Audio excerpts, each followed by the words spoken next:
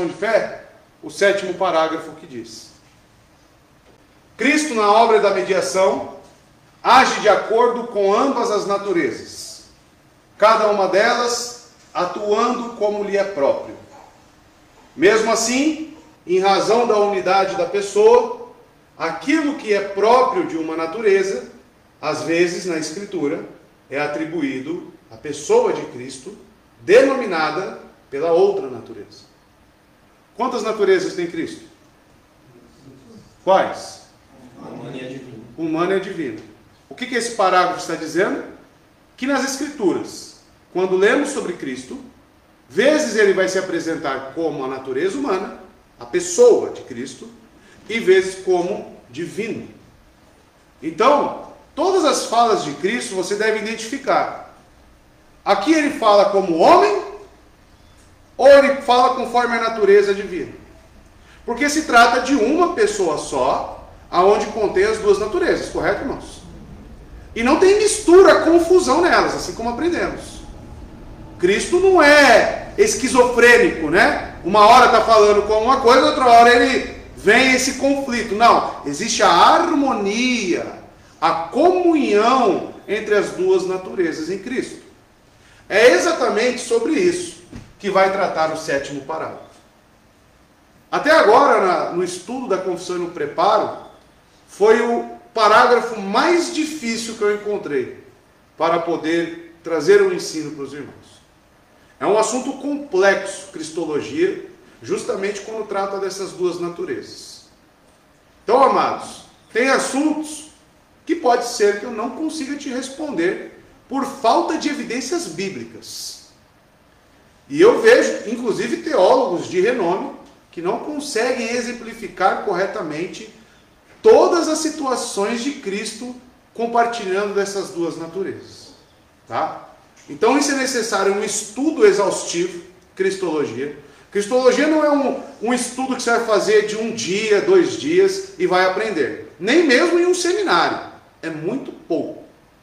Exige um estudo exaustivo sobre cristologia. Então, a nossa confissão, ela está dando um norte sobre como cremos. Porém, isso aqui dá para você fazer um TCC dessas duas naturezas. Dá para você fazer uma tese de mestrado, se você quiser. Porque são assuntos complexos, tá? E a argumentação, ela é ampla. Então, vamos entender um pouco mais sobre Cristo, conforme o parágrafo 7. Essas duas naturezas. O parágrafo diz que ele tem duas naturezas, correto?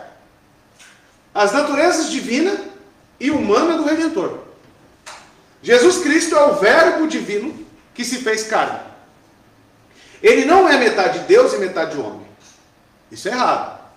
Ele é plenamente Deus e plenamente homem. Na encarnação não houve nenhum acréscimo à sua natureza divina.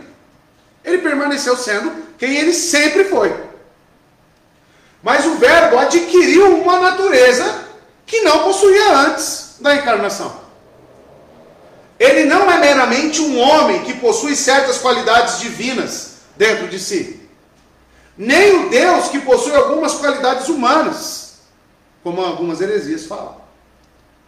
Mas ele é perfeitamente Deus e perfeitamente homem. Então, quando você olha para a pessoa de Cristo, você tem que enxergar Deus plenamente. Pode se parecer difícil para vocês. Pode ser limitado, porque quando você pensa numa pessoa humana, o seu cérebro sempre vai te inclinar a raciocinar com as suas limitações. E o erro vai acontecer em que esfera? Você olhando para as limitações humanas, você querer diminuir a divindade de Cristo. E você não pode fazer isso.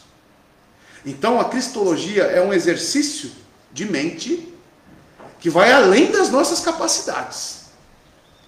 Pensar como que esse Deus é como nós.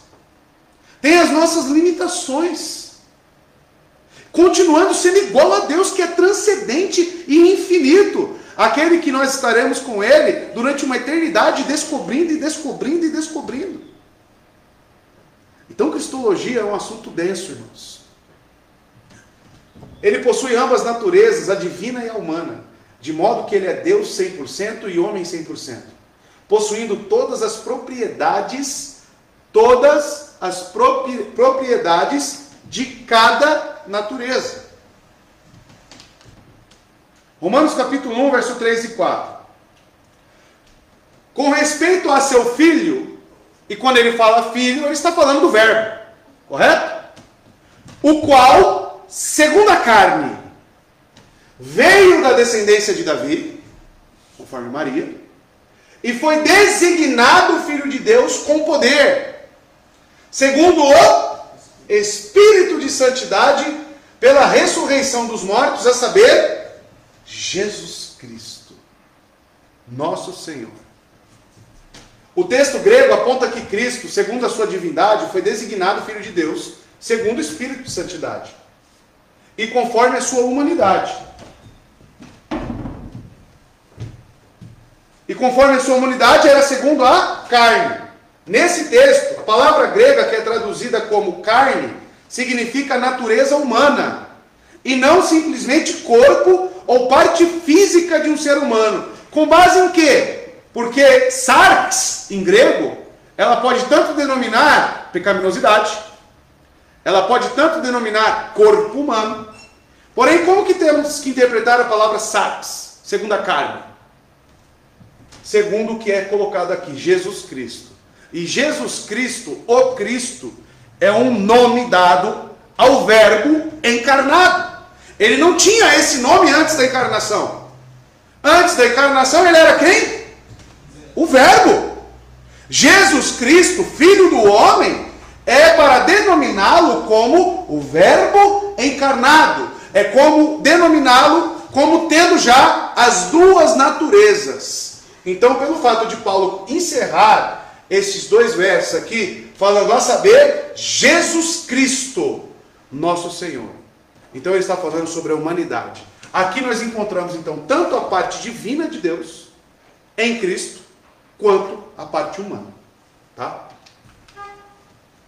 Isso foi discutido no Concílio de Calcedônia, em 451 depois de Cristo.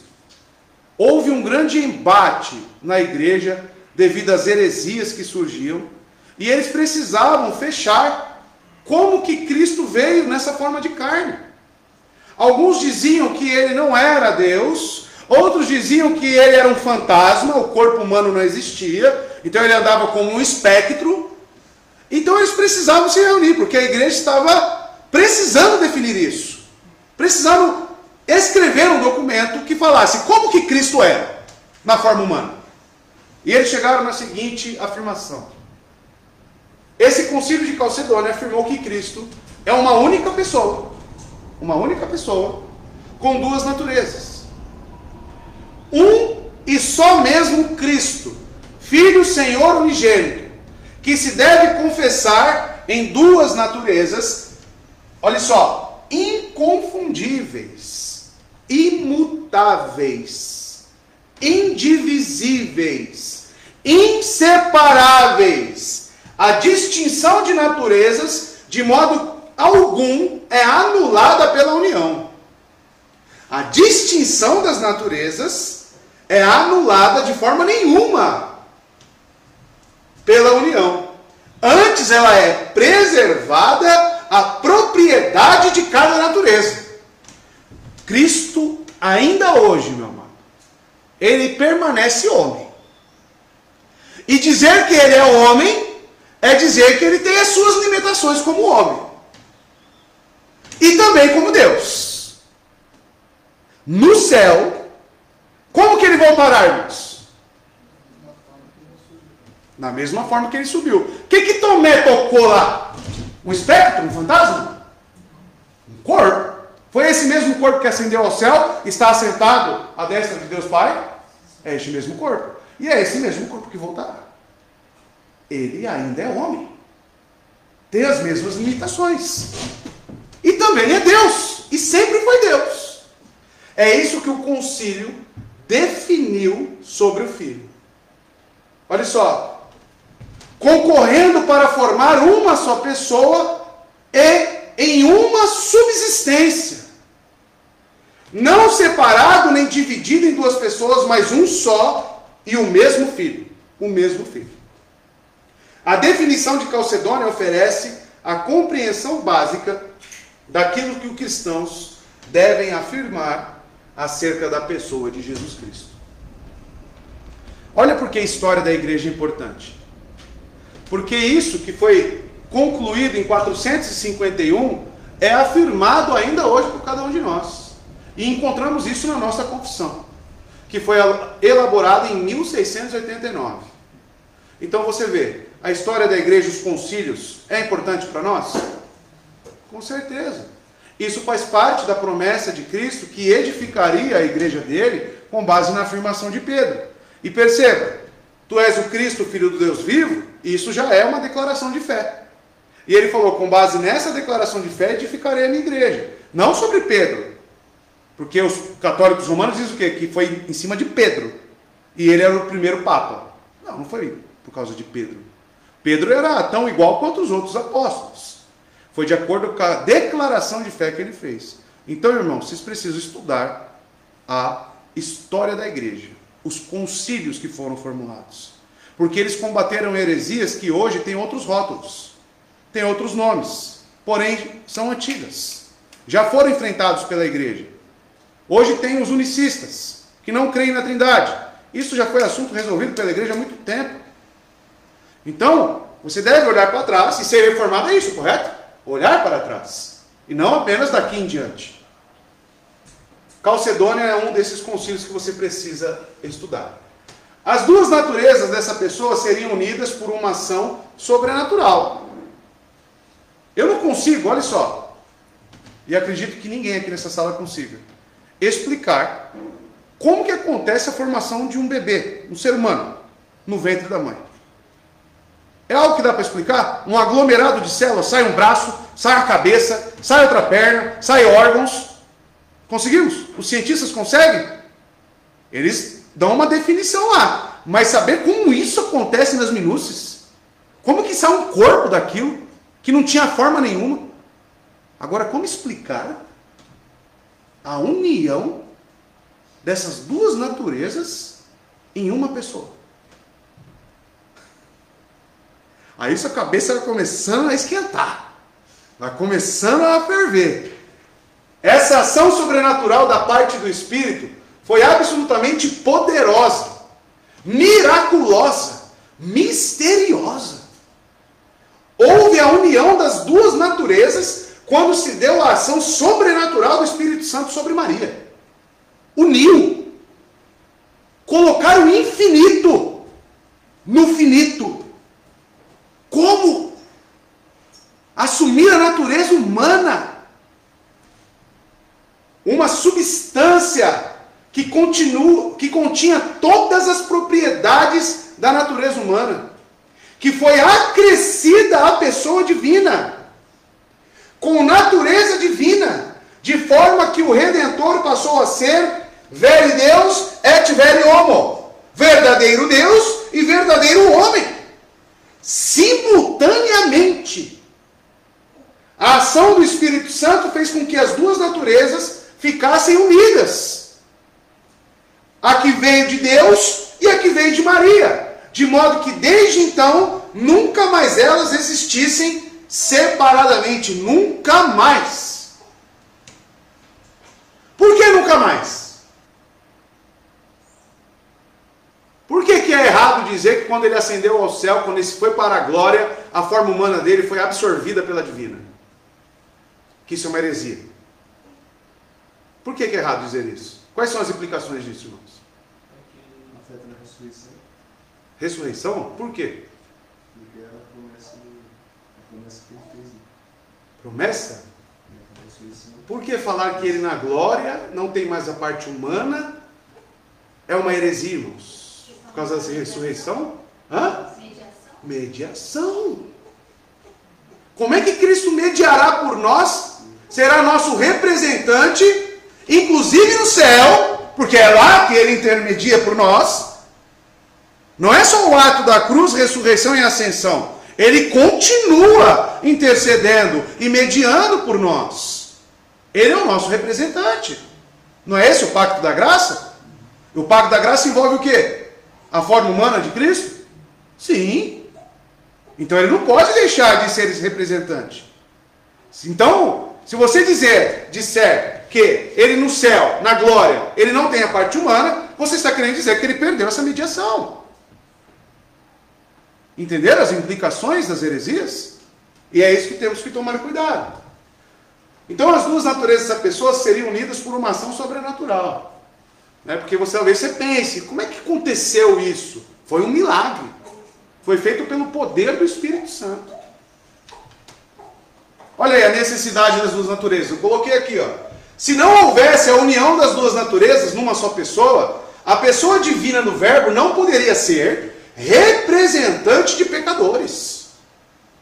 Porque para uma pessoa ser representante de outras pessoas, ela precisa ser igual aos representantes de natureza. Quando tem lá os sindicatos dos trabalhadores, né? Eles não fazem manifestações? Aí tem um que é o representante do sindicato, né? E o que ele representa? A classe trabalhadora. Tem como colocar um cara lá que não entende nada da classe trabalhadora, que não passou por aquilo? Não tem. Nós temos aí os órgãos que regulam. Tem o CREA, que é dos engenheiros, né? Tem a OAB, que é dos advogados, e sempre tem os representantes. Não tem? Não é assim que funciona? E são pessoas do meio. Como que Cristo iria representar nós sem essa forma humana? Entendeu? Pode falar, Edson. Fiquei com uma dúvida, assim, no caso, quando teve a união das duas naturezas, a forma de homem, ela veio uma natureza de Adão, e aí ele não pecava porque ele... Natureza de Adão, não? Então, mas para ele ser representante, ele não teria que ter, porque ele tinha as limitações humanas, não oriundas da queda. Ser humano não representa, aí vai vir fraquezas e limitações, que são duas coisas diferentes. As nossas fraquezas, como dor, ela é de uma limitação humana ou é oriunda da queda? Era para nós sentirmos dor? Não. Então nós precisamos distinguir o que é fraqueza e o que é limitação. Agora, vai passar por isso. Calma que você vai chegar. Tem aqui, calma. Não antecipa, né, o assunto. Tá? O que foi? É que ele sentia dor. Se a sentia dor. É derivada da queda, ele não tinha natureza da queda? Isso não deu uma bugada. Calma que nós vamos chegar lá. Se não houvesse a união das duas naturezas numa só pessoa divina, e Jesus Cristo fosse somente homem, ele poderia ser uma pessoa humana até perfeita, mas não seria Salvador, e muito menos poderoso Salvador. Se fosse somente divino, Verbo simplesmente, ele não poderia sofrer as penalidades divinas no lugar do pecador. Porque ele não só teria corpo e alma humanos, como também nem poderia ser redentor. A fim de ser representante de pecadores, o Redentor teria de ser membro da raça e possuir exatamente as mesmas propriedades daqueles que haveria de substituir. Tá? Então ele precisa ter essas propriedades nossas para nos representar. Tá? Isso ficou claro para os irmãos? Essa questão de representatividade? Ele precisava assumir isso. Tá bom? 1 Timóteo, capítulo 2, verso 5, diz o seguinte: Porquanto há um só Deus e um só mediador entre Deus e os homens, Cristo Jesus, homem. Tá? Homem. Isso é o que chamamos de hipostase. Tá? É um termo grego que pode se referir à natureza de algo, ou a uma instância em particular daquela natureza. Estudamos isso quando teve aqui o capítulo da Trindade, o ser de Deus. Estão lembrados? A hipostase. Durante as controvérsias cristológicas e trinitárias no século 3 e 4, o segundo significado prevaleceu no uso da doutrina. No caso, hipostase. Porque teve uma diferença na palavra, uma confusão, lembram disso? Né? A palavra pessoa com natureza, achavam que era um sinônimo, depois não. Na transliteração do grego ficou realmente como essência, substância. tá? Hipostase. Pessoa e natureza. Agora vamos começar a distinguir pessoa e natureza. Na doutrina da Unio Personalis, há um grande problema das definições e das relações entre os termos natureza e pessoa, ou natureza e hipostase. Porque na nossa compreensão moderna, uma pessoa não é nada mais do que uma hipostase racional. A definição de substância ou natureza é diferente da de pessoa ou subsistência. Tá? Uma pessoa é uma pessoa. A natureza dela é uma outra coisa. Então precisamos distinguir para olhar para Cristo. Na nomenclatura teológica que se desenvolveu durante os séculos na história da igreja, a palavra natureza é designativa, de substância ou essência. E a palavra pessoa é designativa de subsistência. Tá? Então, quando eu olho para Cristo, eu enxergo o quê? A natureza ou a pessoa? Pessoa. Agora, intrinsecamente, ele tem natureza. Correto? Que é divina e humana. Tá bom? Então é isso que você precisa distinguir para poder entender quem Cristo é. Relação entre natureza e pessoa. Aqui começa algumas heresias. Já que os sentidos de natureza e pessoa se distinguem, como podemos entender a relação que existe, a relação entre a pessoa do Verbo, natureza divina, e a natureza humana do Redentor que ele adquiriu? Esse assunto é realmente complexo, porque é singular em todos os seus aspectos. Singular. Certamente não pode haver uma pessoa sem uma natureza. Isso é mostrado na Trindade, na qual havia 3 subsistências pessoais, independentes, com a mesma natureza. A Trindade, quando você olha para a Trindade, tem distinção entre os 3 deuses, que são um só. Distinções. Pai, Filho, Pai, Espírito, Deus Pai, Deus Filho, Deus Espírito. Tem distinção, irmãos? Nos papéis. É isso que falamos sobre serem deuses pessoais, correto? O Deus Filho, ele tem um papel diferente do Deus Espírito e do Deus Pai. Porém, eles coexistem em si mesmo. Eles têm os mesmos atributos, a mesma substância, correto? Isso é a Trindade. Como olhar para Cristo neste sentido? Por exemplo, amados, é possível haver uma natureza sem uma pessoa com subsistência independente. A humanidade do nosso Redentor existe sem independência pessoal na união com o Logos. Embora a natureza humana do Redentor possua substância. Não tem hipostase, ou seja, subsistência independente, como as outras da Trindade. Porque a natureza humana de Cristo, ela está atrelada à pessoa de Cristo e não é compartilhada nas outras da Trindade. A natureza humana, ela é característica apenas de Jesus Cristo. Isso deixa com que ele não seja mais igual ao Pai e ao Espírito? Não. Porque ele tomou a forma de servo. Ele sempre foi Deus. Ele adquiriu uma natureza a mais para si, que é a natureza humana. Tá? Então, precisamos entender essa relação. Ele permanece, as 2 naturezas, dentro de Cristo. E não são intercambiáveis, irmãos. Elas estão lá e refletem na pessoa total de Cristo. 100% Deus, 100% homem. Estão entendendo, irmãos? Estão acompanhando? Pastor, essa situação que foi abordada, inclusive os adventistas acreditam nisso, que a raiz humana de Cristo era adâmica. Tem que tomar cuidado com essa alegação. Tá? Tem que tomar cuidado porque aí você pode tornar Cristo um pecador. Tá? Ele é o nosso representante, ele é o segundo Adão. Tá bom? O segundo Adão em que sentido? Em que sentido, irmãos? Oi? Federalismo. Ele pode ter a natureza, estar debaixo do pacto quebrado, o pacto de obras? Eles podem estar nisso? Não, irmãos. A natureza caída é nossa. Mas, como eu disse, vai ter aqui mais para frente. Vamos chegar nisso. Olha lá. Isaías 9,6 fala sobre as duas naturezas. No mesmo verso. Porque um menino nos nasceu. Deus? Filho?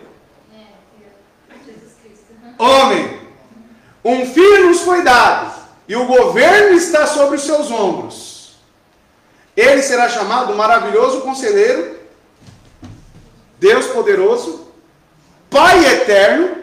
Tem como um homem ser Pai Eterno? Príncipe da Paz. Então veja, a Escritura se refere a Cristo, olhando para Ele dentro das duas naturezas. João 1,14. Aquele que é a palavra, Logos, Deus Filho, tornou-se carne e viveu entre nós. Jesus Cristo. Vimos a sua glória, a glória como do unigênito vindo do Pai. O que foi gerado do Pai é quem? Aqui é divino ou humano? Divino. Cheio de graça e de verdade.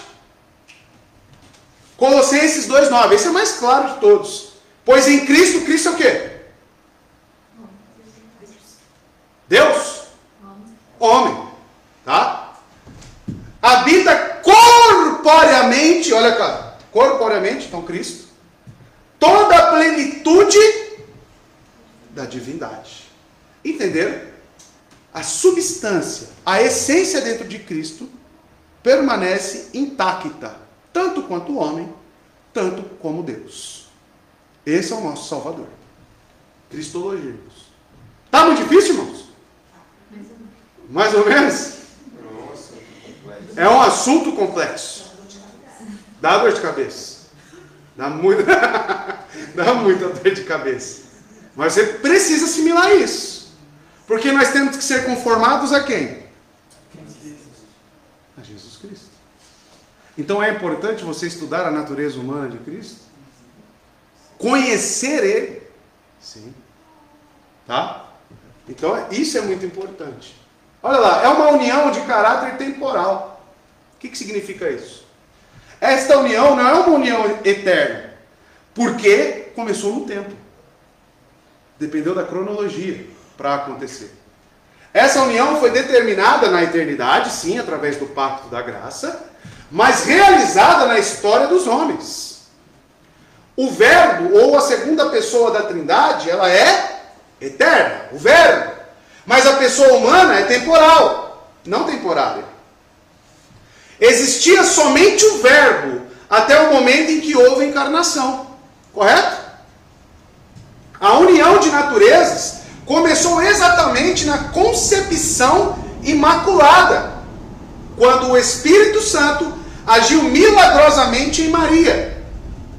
Antes dessa união, não havia uma natureza humana do Redentor separada em Maria. Apenas a potencialidade de gerar um filho. Tá? Maria, ela foi utilizada apenas para dar o gene humano. Tá? Por isso que ele veio de uma virgem. Ele adquiriu em Maria essa natureza. Tá? Ali que aconteceu a união hipostática que nós falamos. Em Maria. Havia somente a segunda pessoa da Trindade antes. O Verbo. A qual não era ainda complexa, mas simples. Deus o Filho. Não o Deus homem. O Logos desencarnado antes. Não o Logos encarnado. Mas o que chamamos de plenitude do tempo? Exatamente quando ele tomou a forma de servo. A plenitude do tempo. Com a obra sobrenatural do Espírito envolvendo Maria. Houve um ente santo dentro dela, que haveria de ser chamado Jesus Cristo, o nome do Verbo encarnado. Agora uma pessoa com duas naturezas, a divina e a humana. Agora, quando você ler Filipenses 2, você vai entender o que é tomar a forma de servo. É justamente isso. Tomar sobre si a natureza humana. Para ser o nosso representante. A união é de caráter eterno. Por quê? Eu disse, olha como é complexo isso. Porque primeiro eu falo, é uma união de caráter temporal. Agora eu digo que é uma união de caráter eterno. Mas vocês entenderam por que é temporal? Porque não é temporário. Exatamente. Dependia o quê? Da cronologia do tempo, para que chegasse a plenitude dos tempos. Por isso que é temporal. Tá? Agora, por que é eterno ao mesmo tempo? Não obstante, essa união tem um caráter temporal, porque foi realizada no tempo, tá? Ela permanece para sempre. Cristo agora, nesse exato momento, é o quê? Deus e homem. Deus e homem, irmãos. Biblicamente é fácil de provar essa verdade. Perceba quando as Escrituras se referem ao Verbo encarnado como Jesus Cristo, que é o nome do Verbo encarnado. Desde que o Verbo se encarnou, nunca mais o Redentor deixará de ser o que veio a ser. A união das naturezas é permanente. Permanente. Mas nós sempre o veremos como ele é, como homem. Pois é assim que nos aparenta aos olhos. Quando se encontrarmos com Jesus Cristo, você vai ver ele em qual forma? Humana. A pessoa de Cristo. Por essa razão, Paulo expressa em Atenas, quando diz que um dia Deus julgará o mundo por intermédio de um homem. Atos capítulo 17, verso 31. Deus julgará o mundo por intermédio de um homem. Realmente, Jesus Cristo, de uma vez por todas, assumiu a nossa humanidade quando o Verbo se uniu para sempre com uma natureza humana. De tal forma que ele nunca mais vai deixar de ser uma única pessoa, ou seja, permanecerá Deus e também homem para sempre. Para que ele fez isso? Para nos salvar. Quantos de nós não adquiriríamos essa forma de servo? Isso é um ato de extrema humildade. Filipenses capítulo 2. O estado de humilhação de Cristo. Se você perceber, quando ele toma a forma humana, isso é o próprio rebaixamento, a própria humilhação. Para quê? Para que eu e você tenhamos vida. Ele já era Deus, ele era o Verbo. Suficiente, pleno. Precisava de nós? Mas tomou a natureza humana sobre si. Quando você vê isso, o que você pensa? O que você sente? O que você acha? Isso aqui nos humilha, irmão. Isso aqui nos humilha de uma forma, porque nós somos arrogantes, nós somos prepotentes. Quem é você comparado a isso? Quando o assunto é humildade, sujeição, perdoar. Cristo nos ensina. A glória de estudar cristologia é justamente nos mostrar como devemos caminhar nesse mundo.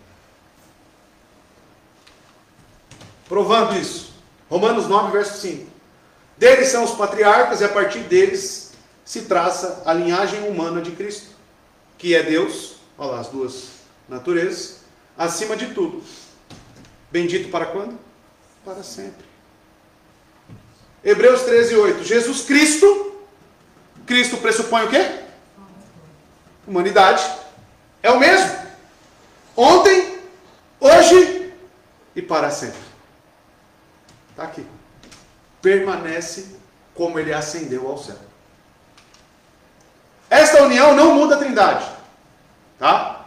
Vamos ver. Antes da encarnação, a Trindade era composta desta forma. Olha só, antes da encarnação, antes da plenitude dos tempos. Deus Pai, Deus Filho e Deus Espírito Santo. Correto? Essa era a composição da Trindade. Após a encarnação, a Trindade ficou constituída desta forma: Deus Pai, Deus Filho encarnado e Deus Espírito Santo. Pode ser colocado também como Deus Filho, homem. Tá? A Trindade hoje é assim. As três pessoas da Trindade continuam sem sofrer qualquer mudança substancial. Não obstante, o Filho teve acrescida sobre si a natureza humana a partir de um determinado ponto da história. E assim será para sempre. O Filho será para sempre encarnado, para sempre o Deus homem. Nunca mais ele será somente o Verbo divino, mas o Verbo feito carne. Hoje nós temos que olhar para Cristo e chamá-lo de o Verbo feito carne. E isso glorifica. Porque foi da vontade de Deus. Foi da sua própria vontade voluntária tomar a forma de servo. Tomar a natureza humana. Se o Logos houvesse se unido com um indivíduo distinto e separado, vamos supor, um outro homem. Né? Imagine, Deus, vou pegar esse aqui, eu vou ser ele. Vou entrar nele. Tá? Vamos pensar nisso. Se o Logos houvesse se unido com um indivíduo distinto e separado, a modificação do Logos pela encarnação teria sido essencial. E uma quarta pessoa, isto é, uma pessoa humana, teria, portanto, entrado na divindade. Entende? O que teria sido uma alteração na constituição da Trindade, tornando-a constituída de 4 pessoas em vez de 3. Porque a pessoa de Cristo permaneceu a mesma. Ele tomou sobre si a natureza, a hipostase. Tá? Se ele pegasse um outro indivíduo, o que ia acontecer? Não ia ser mais Trindade. Qual o nome que se dá para 4? Quatrindade? Sei lá. Entende? Não houve mudança na Trindade porque não foi acrescentada nenhuma pessoa. Por isso que é importante você distinguir natureza de pessoa. A pessoa de Cristo é a mesma. Porém, com essa natureza humana. Tá? Não foi acrescida uma nova pessoa, foi acrescida uma natureza em Cristo. Foi acrescentada a segunda pessoa, uma natureza humana, não uma pessoa humana. Não tem 2 pessoas em Cristo. Tem uma pessoa com 2 naturezas. Entende? Isso é importante. Opa. Aqui começam as coisas a ficar um pouco mais complexas. Pode falar. Quando ele fala assim, onde 2 ou 3 estiverem em meu nome, ali eu estarei. Está se referindo ao Espírito Santo, né? Vai vir depois. Não, ele está. Realmente está. Estarei com vós. Isso já entra aqui, ó. Comunicação dos atributos. Porque você está falando de onipresença. Isso é o quê? Mas é que meio confuso, porque como ele ainda tem um corpo humano, dá a entender que toda vez que ele aparecer, ele vai aparecer em corpo. Isso é que os luteranos confundem. Essa é a heresia dos luteranos. Tá? Calma. Já pensaram assim igual você? Fique tranquilo. Não é, já pensaram assim. Por isso que estamos aqui para esclarecer a nossa visão sobre isso, tá? Até aqui, tranquilo? Que as coisas vão piorar. Tá? As coisas vão piorar agora. Comunicação dos atributos. Porque ele sendo uma pessoa, correto? Com a natureza humana, ele tem que ocupar um lugar e um espaço no tempo. Correto? Como que fica então agora onipresença, onipotência? Como que fica esses atributos? Ele permanece ou teve uma enfraquecida? Como que foi? Ou a natureza divina dá esse poder para a parte humana? Tudo isso que eu estou falando aqui, alegoricamente, é heresia, tá? Vamos entender isso. Comunicação de atributos. A expressão latina para isso, e para que você se aprofunde nesse estudo, você vai ter que pesquisar communicatio idiomatum. Tá? Que é clássica e deve ser traduzida como comunicação de atributos ou comunicação de propriedades. em Cristo. Tem livros sobre isso. Seja qual for o entendimento que os grupos cristãos venham a ter dessa expressão, o objetivo é explicar a relação que existe entre a pessoa do Redentor e os atributos das duas naturezas de Cristo. Aí que vai entrar as limitações humanas. Tá? Fome, sede, dor, tudo que nós sentimos. Vai entrar aqui. Porque atributo humano é o quê? Tudo isso, não é? Fome, sede, dor, ter um corpo. Isso é física, né? Estudamos isso na escola. 2 corpos ocupam o mesmo lugar? Não. Tá? Física. Então, como é que isso funciona em Cristo, no Redentor? Como é que é esses atributos? Tanto os humanos quanto os divinos. A relação que existe entre os atributos de uma natureza e os atributos da outra. Como já vimos, cada natureza possui os seus atributos essenciais. Então, 100% Deus, 100% homem. Não teve esvaziamento de poder, irmão. Você precisa tirar essa ideia da sua cabeça. Ele é 100% Deus e 100% homem. A questão é, por causa da unio personalis, ou seja, da união das naturezas, em uma pessoa, pode uma natureza desfrutar dos atributos da outra? Como a Isadora sugeriu? Da onipresença? Talvez não haja doutrina que tanto tenha causado divisões no tempo da reforma entre calvinistas e luteranos. Isso aqui, irmão. Como a da comunicação dos atributos. O século XVI foi recheado de controvérsias entre os reformadores. Mas a da comunicação de atributos foi uma das mais amargas. Ambas não a mais extensa entre essas duas maiores tradições religiosas da reforma. É nisso aqui. Olha como é importante você conhecer as doutrinas, todas elas. Olha como é importante você ter um livro bom de teologia sistemática. Porque isso aqui, amado, vai refletir na ceia. Por quê? Por que reflete na ceia? Alguém sabe? E algumas pessoas achavam que aquilo ali era o corpo de Cristo, ou a segunda sessão. A transubstanciação. Esse é o problema. Você achar que a natureza humana compartilha da divina, você cai nesse erro de falar que o pão ali é o corpo e o vinho é o sangue. Entende? Por causa disso aqui, irmãos, da comunicação dos atributos. Se você não tem uma correta percepção sobre isso, você vai passar a ser um luterano, um católico romano, como muitos acham, que os elementos da ceia realmente são ali o corpo e o sangue de Os Cristo. americanos acho que creem nisso também. Creem também. Tá? É o que teve muita discussão. Pode falar, Felipe. A gente só pode confundir com transubstanciação com consubstanciação. Isso, que é diferente Que também. é diferente, porque transubstanciação acredita que é o próprio corpo e o próprio sangue. A consubstanciação é que o próprio Cristo está ali. Está ali. Isso.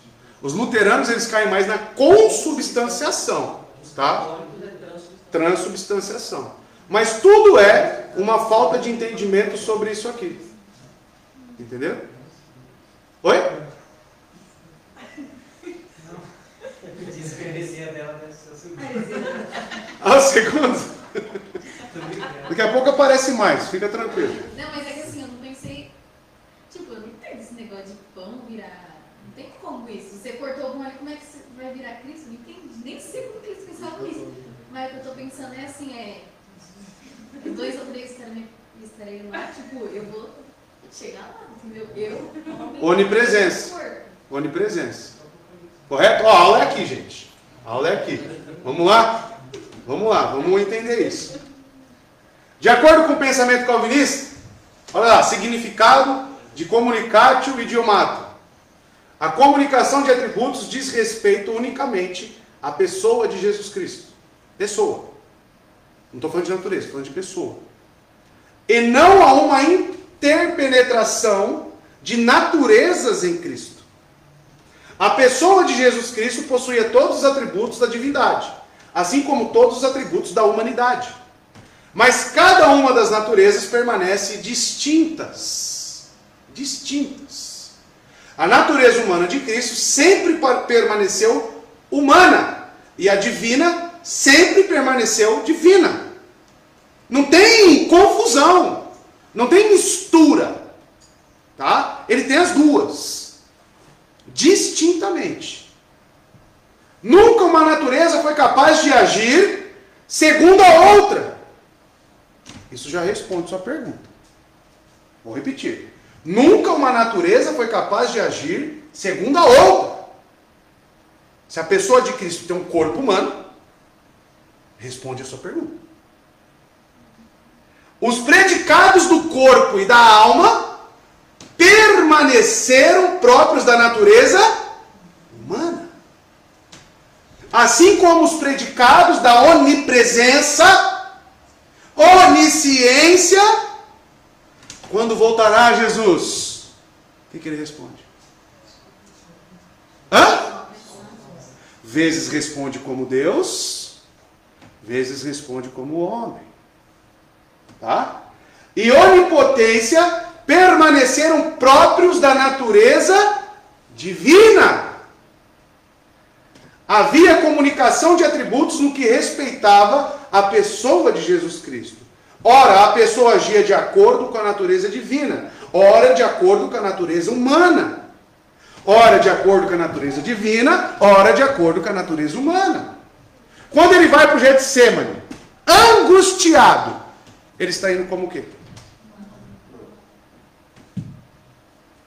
Entende? Angustiado, com medo. Isso é característico do quê? Agora, quando ele caminha pelas águas. Estão entendendo, irmãos? Nunca o humano agiu como divino ou o divino como humano. Se você misturar isso, você vai cair na heresia dos luteranos, dos católicos romanos e por aí vai. Tá? O que eu digo aqui é raiz, para te dar clareza sobre outras doutrinas que você precisa esclarecer. Tá bom? No pensamento reformado, a ênfase é na comunicação de atributos de ambas as naturezas à pessoa do mediador. Portanto, a natureza divina, embora inseparável e indivisivelmente unida a uma pessoa, existe e se manifesta além dos limites da humanidade. Os luteranos chamam o pensamento, né? Calvinista, sobre comunicação de atributos de extra-calvinístico. Seria mais acurado chamá-lo de extra-humano. A natureza humana de Cristo está sempre localizada no céu, nas presentes condições. O ponto-chave da diferença entre luteranos e calvinistas, na comunicação dos atributos, é o seguinte: os luteranos veem a comunicação real de atributos de uma natureza para outra. Então a natureza humana, ela vezes se torna divina, e a divina vezes humana. Então tem essa relação entre as naturezas. Nós não entendemos assim. Os reformados, só concluir, acreditam que a pessoa de Cristo, ela faz uso tanto da natureza divina, quanto da natureza humana. Tá? Pode falar, Fábio. Os luteranos acreditam nessa comunicação entre as duas naturezas e por isso eles falam que Cristo está presente no momento da Exatamente. Exatamente. Corporeamente. Corporeamente. Isso que o senhor está falando é como se fosse uma virada de chave, né? Transforma na natureza humana e isso, exatamente. Só que isso afeta a pessoa por completo. Correto? Entenderam a diferença? Pode falar. Pode falar. Se não existe essa comunicação, não existe, né? Como é que Cristo pode utilizar o atributo da onipresença? Vamos chegar lá. Aqui é doses homeopáticas. Estamos caminhando. Eu já li isso no Luiz Bercoff, você está no nome. Aham. Mas eu não tenho quase certeza. Que ele fala que as naturezas compartilham? Não, não. Não? Não fala. Ah, tá. E ele fala o que então? Eu não tenho certeza, mas eu acho que ele fala que... Me parece que eu me lembro, com certeza vou estar errado, mas que Cristo não pode estar presente em todos os lugares onde está por causa da natureza humana. Ele não perdeu esse atributo, ele não perdeu. Não, mas eu não falei isso também. Eu não falei isso também, calma. Ele está certo, essa visão está certa. O corpo, ele não pode estar em vários lugares. Isso se limitou quando ele apareceu humanamente aí que as pessoas viram. Isso, exatamente. Exatamente. Porém, a sua onipresença não foi perdida também. Que é o que vamos chegar lá. Calma, gente. Calma. Tá bom? Pensamento reformado, então, é esse. Os luteranos veem a comunicação entre os atributos de uma natureza para outra, enquanto os calvinistas veem apenas a comunicação dos atributos de ambas as naturezas para a pessoa do Redentor. Tá bom? Então vai para a pessoa essa comunicação, e não entre elas. Repito, vezes como homem, vezes como Deus. Tá? Olha lá, um quadrinho bem básico aqui. De acordo com a sua natureza divina, o Redentor era infinito. Conforme a humana, finito. Independente, divino.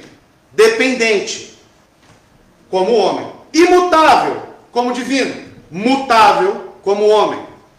Não sujeito ao espaço, como divino. Sujeito ao espaço, como homem. Não sujeito ao tempo. Sujeito ao tempo. Não passível de tentação. Tem como tentar a Deus? Porque somos tentados pela nossa própria concupiscência. Correto? E como homem? Passível. Mas e aí? E aí? Então Jesus cobiçava? É esse ponto que a queda não passou para nós, para ele. Entendeu? Não tinha pecado. Mas ele era tentado no que então? Necessidades. Comida, sono, angústia, entende? Fraqueza e limitação agora, tomando corpo, aparecendo, entendeu agora? Pastor, mas a fraqueza saiu oriunda da queda, e Cristo ele não possui uma natureza adâmica. Como que ele possui essa natureza que só a queda pode dar? Mas ele não tem a natureza da queda. Sim, mas ele sentia dor, o senhor disse que só quando o homem caiu que sentia dor. Porque isso é característico do homem. Mas antes não tinha isso, né? Adão Ele sentia dor antes da queda. tinha árvores, ele comia. Mas Tinha frutos lá no Éden, não tinha? Ele comia. Aí eu vou partir da onde para falar que ele tinha dor? Entendeu? Pode falar. A natureza humana de Cristo, ela era totalmente igual a de Adão, com uma única exceção. Antes da queda, né? Depois da queda. Em que sentido? Com uma única exceção do pecado. Então, antes da queda. Ele foi preservado do pecado. Antes da queda. Porque depois da queda veio o quê? Morte, dor, entendeu? Dor veio depois da queda. Suor, desgaste, entendeu? Tudo isso ele sentiu. Ele sentiu. A tristeza. Mas ele não podia ser tentado, por exemplo, por cobiça. Nessas questões. Tudo que ele foi tentado foi nas limitações ele humanas. sentiu então dor, ele disse, agora faz sentido. Acho que o ponto dele assumir essa natureza e tem que passar sofrer o que a gente teria que sofrer. Exatamente. Podemos dizer então que ele sofreu, digamos que a natureza humana de Cristo, ela sofreu as consequências do pecado, mas ela não tinha o pecado em si dentro dela. Isso, exatamente. As consequências do pecado. Exatamente. O Jobson colocou muito bem aqui. As consequências. A dor que nós sentimos, ele sentiu também. A angústia que nós sentimos, ele sentiu também. Entendeu? Consequências. É que você analisa isso tanto externamente como intrinsecamente. Tá? E, intrinsecamente, Jesus Cristo era puro, era sem pecado, sem cobiça. Por isso que ele era passível de tentação apenas nessas limitações. Tá? Mas como Deus, impossível ser tentado. Tá? Todo poderoso como divino e todo fraqueza como homem. Conhecimento ilimitado, onisciência divina e como homem conhecimento limitado. O dia e a hora, apenas o Pai sabe. Pastor, naquela passagem, acho que é do Evangelho de João, que é o encontro de Jesus e Natanael, ele fala assim que viu Natanael debaixo de uma árvore, só que a Bíblia não relata que ele estava lá, mas ele sabia. Então podemos dizer que seria mais ou menos essa situação de natureza divina e... Exatamente.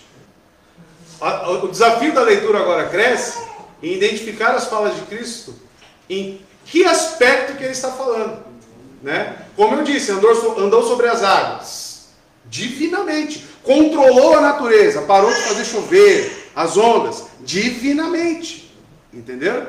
Agora humanamente também tem várias. Ele teve fome, ele chorou. Deus chora? Não.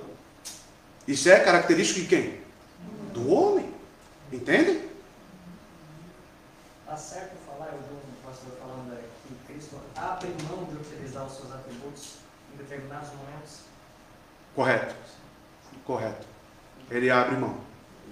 É isso que acontece. Né? Exatamente. Porque Ele abre mão justamente pela sua natureza humana. Entendeu? E a partir daqui eu vou abordar cada ponto desse, tá? Na comunicação de atributos semana que vem. Eu vou abordar em que momentos ele foi infinito, em que momento ele foi finito, tá? E destrinchar essa tabela para os irmãos, para que vocês compreendam melhor, né, essa comunicação de atributos. Mas é algo denso, eu falei para os irmãos no início, né? É algo profundo. Deus abençoe os irmãos. Vamos tomar